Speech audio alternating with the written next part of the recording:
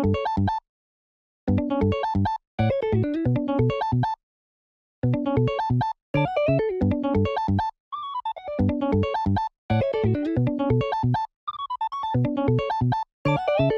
what's up, ladies and gentlemen? Good to see you again. We've got a couple more of these Uta matches that I've been playing at locals, and I've just been loving this leader. It's been super fun. I honest to God, have been having a blast just playing this leader. But we're up against my man playing Ace here. You love to see that, you know, Ace is still like prevalent in some of the local scenes. Like you always find one or, you know, even two occasionally, but I still think that Ace has got like some of that fire in him, you know, no pun intended. And yeah, my man is going to get the cards all set up though here, and is going to take, I believe he took first here, so is going to just go ahead and pass it over. Doesn't happen to have like an Ezo to get us started, but I go ahead and use that new Genesis to look at the top three. And looking at what we found, I just decided to take the Law. I didn't really need the I'm Invincible or the Usopp. I believe I already had both in hand, so I was like, yeah, we'll save these for later. But getting Law down onto the first turn always feels really nice, because in the turn following, I can get some pressure onto my opponent, but also simultaneously potentially just get like a Usopp or a Nami down onto board. But he's just going to swing 7 and go ahead and pass with 1 active. I get up to 4 Dawn here, and I get to use new Genesis again. Absolutely love to see it. Find the Nami, because, you know, I gotta have the searches. I don't want to, you know, take a chance on potentially getting this card onto the board and then not really being able to do much with it. But now I can attach 2 to Law. I can go ahead and swing 5, and I'll be able to use Nami effect to get a search off. And then I can also just swing 5 with lead, but I actually decide to go a little bit different of a route. I go 6 with lead just to, you know, get 1 draw out of it, and then resting the 1 to bring back out. Oh, I'm actually deciding between Nami or Usopp here. And I think I do decide to go with the Nami, but I'm just kind of considering which one I want to do, because I know that I could play the Brook into the other one the following turn. So I decided to go with Usopp, I think just because I knew that there is, you know, there are multiple ways for Ace to remove a 3-cost card, even though it's 5,000 power off the board. He's going to hit me with a 6k here. I'm just going to counter out with Ezo, though. I think taking right there would have been totally fine. I decided to play it maybe a little bit safer, just to play around potential... why am I forgetting the name of it? Flame Emperor the following turn. But I'll go ahead and swing 5. We do get another life off of him here. Pretty nice, all things considered. And now I'm just going to play Brook into the Nami. So 4 for the Brook, and then I get to spend that 1 for the Nami. And I end up searching out a Chopper 2k here. Yet again, the thing that was on my mind, Flame Emperor. I'm like, okay, potentially getting hit by it this turn. And I want to make sure that if I do, I have enough to defend it. And he is going to use 7, does KO the Nami, and goes... he's thinking of whether he wants to go 8k into life or whether he wants to go into Usopp. And now I believe he is choosing life here, if I remember correctly. And I'm just considering whether I want to counter out or not. I don't think I had a 7-cost Luffy in hand yet, so I actually choose to take it, even though I had been searching out all of that counter power. So, I mean, it just kind of worked out that way. But yet again, I'm going to go 6 to life, hoping to find Luffy, and to no avail. We're still down bad. But it looks like Uta's definitely going to be getting played this turn. I'm considering Brook into Uta. It leaves me a few more Dawn as well. I'm just going to keep continuously swinging 5, because he does seem to be taking a lot of these lower hits. I think 6 is kind of a sweet spot against... Ace, you know, because I think Ace, if I'm not mistaken, only runs about like 8 2k counters anyways, but it isn't always the case. You know, every deck list is a little different, but I'll go ahead and play the Bartolomeo down. I wanted to have something to be able to restand some of my characters and just get multiple swings, but I choose not to use Bartolomeo's effect this turn. I think that was kind of silly, considering if he does have Fire Fist. I mean, I guess in hindsight, it it's kind of irrelevant if he has Fire Fist, because then it would just kill the Bartolomeo as well as one of the, probably the active character that I restood. But look at our hand, absolutely stacked with counter in hand. We have plenty of events to try and go for game as well. So even though we don't have the 7-cost Luffy, we are still looking pretty healthy right now. I think he's considering whether he wants to go Newgate, and he does. So Newgate gets dropped, and we're just going to see a 7k swing. I'm not sure if this was at either a rested character or at life here. If it's at life, I don't hate taking it, just because it does kind of get rid of some of the value of a Flame Emperor, you know, being able to go for life and getting the double attack. It would only remain to get 1 attack out of it, but I think I'm just kind of considering whether this is at life or not.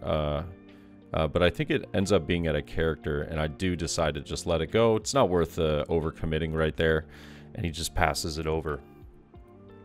I don't know if we just drew into 7-cost Luffy right there, but I don't believe we did.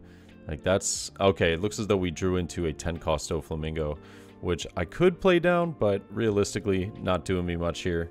I'm just going to go 7 to life, though. Finally finding that 7-cost Luffy. Been looking for it. And now I've got a Luffy into Zoro play.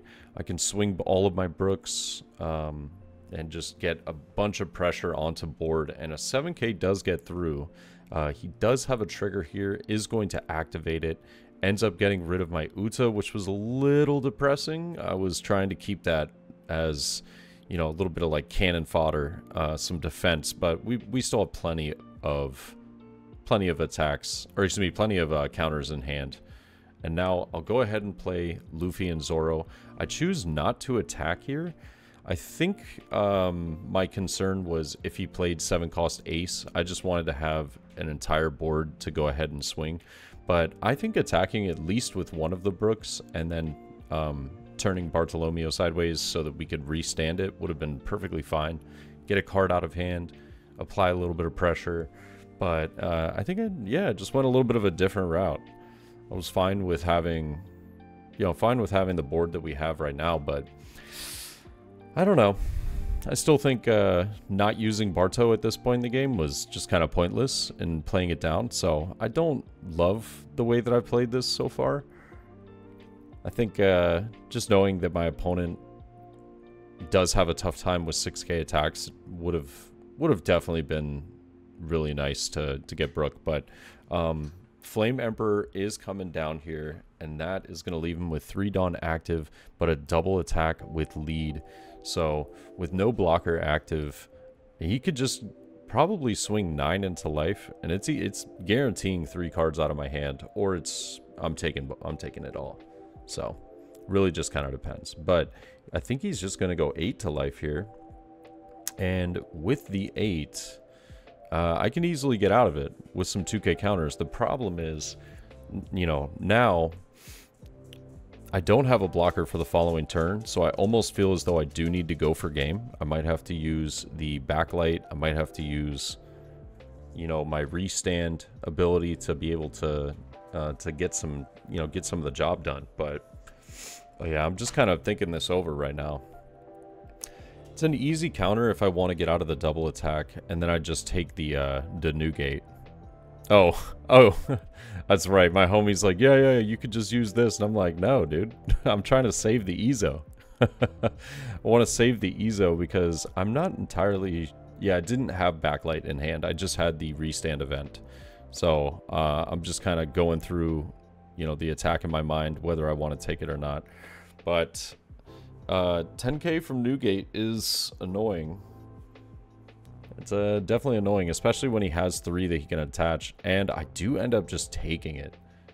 I think I'm trying to put my opponent into a false sense of security, and ask him like, hey, you gonna go for it? Yeah, because I knew that I had enough counter, but he is just gonna give me a little 10.